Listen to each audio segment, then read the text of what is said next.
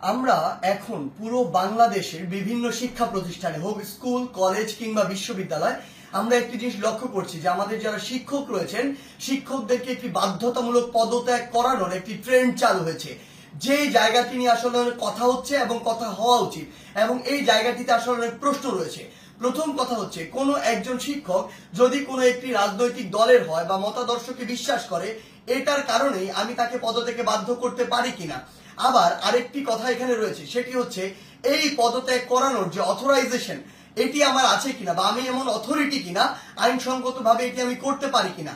তার পূর্বে আমাদের বিশেষ কিছু প্রেক্ষাপটগুলো চিন্তা করতে হবে। আসলে আমরা আমাদের জায়গা থেকে যারা স্টুডেন্ট রয়েছে রানিং তারা অনেকে শুধু মনে করি যে আমরাই মনে হয় পদত্যাগ করাচ্ছি, কিন্তু আমরা জানি না এর পিছনে আসলে কি কি ঘটনা রয়েছে কিংবা কি কি প্রেক্ষাপট রয়েছে। যেমন আমি আমার বিশ্ববিদ্যালয়ের উদাহরণ দিয়ে যদি বলি, এই বিশ্ববিদ্যালয়ে একটি দল, শিক্ষকদের একটি দল যারা তখনকার ক্ষমতাসীন রাজনৈতিক দলের একটি মদতপুষ্ট তারা ছিল। সেই জায়গা থেকে তারা যখন আমাদের এই যে আন্দোলন, এই আন্দোলনের বিপক্ষে দাঁড়িয়েছিল।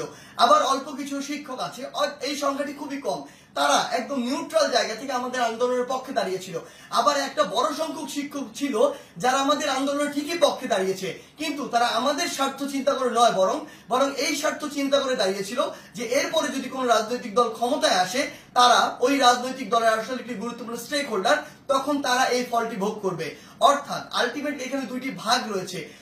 আমাদের এটি মনে করার কোনো কারণ নেই যে আগের যে দলটি ছিল যারা আমাদের বিপক্ষে ছিল তারা বাদ দিয়ে সবাই আমাদের পক্ষে, বরং ব্যাপারটি এমন নয়। আমরা যদি স্কুল কলেজের ক্ষেত্রে এই বিষয়টি লক্ষ্য করি তাহলে আমরা দেখতে পাবো হয়তো কোনো শিক্ষক হয়তো আওয়ামী লীগের রাজনীতির সাথে জড়িত ছিল, কিন্তু থাকে বলেই তাকে আমি পদত্যাগ করাতে পারি কিনা বা করানো উচিত কিনা।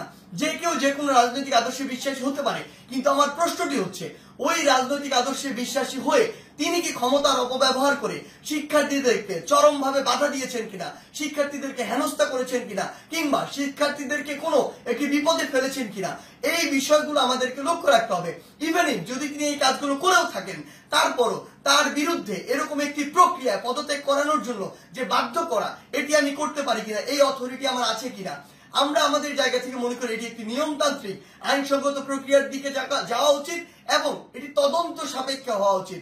আমরা যদি পিছনের কিছু ঘটনা আসলে লক্ষ্য করি তাহলে কি বিষয়গুলো দেখব, আমরা দেখব প্রত্যেকটি স্কুলে আওয়ামী লীগ ফ্যাসিস্টের আমলে আসলে যে শিক্ষকরা আওয়ামী লীগের তোষামতি করে তেলবাজি করে ডমিনেট করেছে, আরেকটি শিক্ষক ছিল, আরেকটি গোষ্ঠী যারা আসলে চুপ ছিল ওই পুরো সময়টুকুতে। এমনটি ভাবার কোনো কারণ নেই যে তারা নিউট্রাল ছিল, তারা তাদের জায়গা থেকে হয়তো এমন আরেকটি দলের ছিল যে দলটি তখন ক্ষমতায় ছিল না। এখন বর্তমান সময় এসে ওই শিক্ষকদের উদ্দেশ্য হচ্ছে উপরের জায়গাগুলোতে প্রিন্সিপাল হোক কিংবা হচ্ছে প্রফেসর হোক কিংবা ভিসি হোক বা এরকম যে কোনো হেডমাস্টার হোক, যেই পদগুলোতেই হোক না কেন ওই পদগুলোর ওই মানুষগুলোকে সরাতে হবে।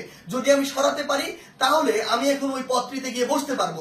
এটার কারণে তারা আসলে কি করছে, তারা তাদের ক্লোজ কিংবা কাছের কিছু স্টুডেন্ট কিংবা কিছু স্টুডেন্টকে বিভিন্নভাবে মোটিভেট করে কিংবা কিছু স্টুডেন্ট যারা অতি উৎসাহী বা যাদেরকে সহজে আসলে ইমোশনালি ড্রিভেন করা যায় ওই স্টুডেন্টদেরকে বিভিন্নভাবে প্রভাবিত করে তারা এরকম একটি মত তৈরির চেষ্টা করছে ওই টিচারদেরকে নামানোর জন্য।